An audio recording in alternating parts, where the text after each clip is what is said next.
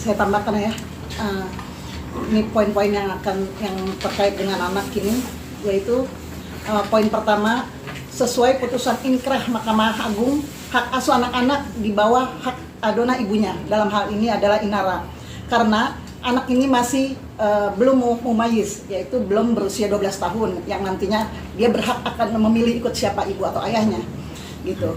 Dan ini juga sudah pertimbangan dari majelis hakim yang melihat bukti-bukti pada saat persidangan, dikarenakan ayahnya waktu itu ada bukti kekerasan terhadap anak dan bukti-bukti perselingkuhan. Ya. Yang kedua, nafkah anak itu dipenuhi oleh Virgon sejak putusan pengadilan agama turun, yaitu 10 November 2023. Itu adalah suatu kewajiban sebagai seorang ayah kandung dan sebagai warga negara yang baik yang harus tunduk pada keputusan pengadilan sampai anak-anak ini berusia 21 tahun. Terlepas apapun status pernikahan orang tuanya, dalam hal ini ibunya, yaitu Inara. Yang ketiga, nominal nafkah anak adalah hasil dari pertimbangan majelis hakim.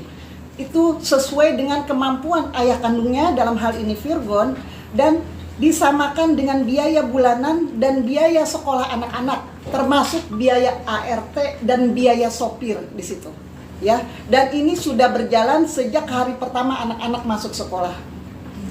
Keempat, selama ini Virgon tidak pernah dilarang untuk bertemu, bermain, berkunjung, ataupun dibawa menginap oleh Virgon.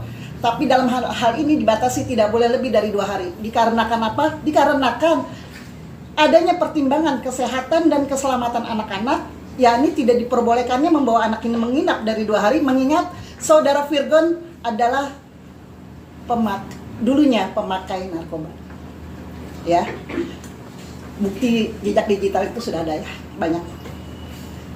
Poin 5, hingga saat ini syarat Virgon untuk diperbolehkan ikut mengasuh anak-anak yaitu surat keterangan selesai masa rehabilitasi dari rumah sakit KKO dan dari surat psikiater forensik sebagai tanda ia siap secara mental untuk mengasuh anak-anak, dan itu belum diserahkan dan belum diberikan atau dikasih unjuk ya kepada ibunya, dalam hal ini Inara.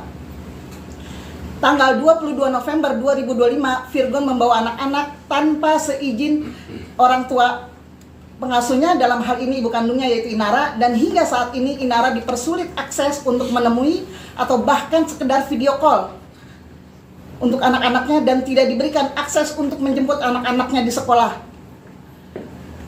Bahkan neneknya dari anak-anak tersebut, yaitu ibu kandungnya Inara, itu tidak diberikan akses untuk melihat atau menjenguk anaknya. Dan kami ada bukti chat WA-nya. Poin 7, berdasarkan pengakuan dari anak-anak dan kesaksian orang-orang yang mengasuh anak-anak, bahwa mereka diberikan akses internet tanpa batas. Dan juga anak-anak sudah batuk selama hampir sebulan dan tidak sembuh-sembuh dikarenakan terpapar asap rokok dari orang-orang yang berada di rumah tersebut, dan yang hampir semuanya itu merokok aktif. Poin 8, berdasarkan laporan perkembangan hasil psikotes psikolog anak, pengakuan anak-anak tersebut di atas, dan berita hoax dan hate speech terhadap Inara yang disampaikan oleh Ibu Eva Manurung di media, hingga saat ini jejak digital masih tersebar, mengakibatkan anak-anak mengalami penurunan kondisi psikis dan kesehatan secara signifikan. Poin 9, bahwa Inara sudah melakukan upaya persuasif melalui chat WA, menemui secara langsung, dan bahkan meminta Komnas Perlindungan Anak untuk mediasi dengan saudara Virgon perihal anak-anak. Namun hasilnya semuanya nihil.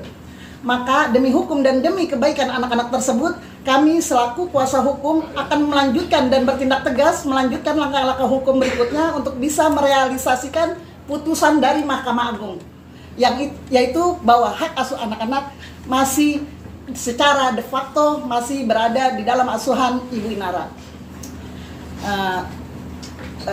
Seperti itu aja ya penambahan dari saya. Terima kasih sudah menonton video ini. Jangan lupa subscribe dan aktifkan lonceng notifikasi supaya kamu nggak ketinggalan video terbaru dari Grid.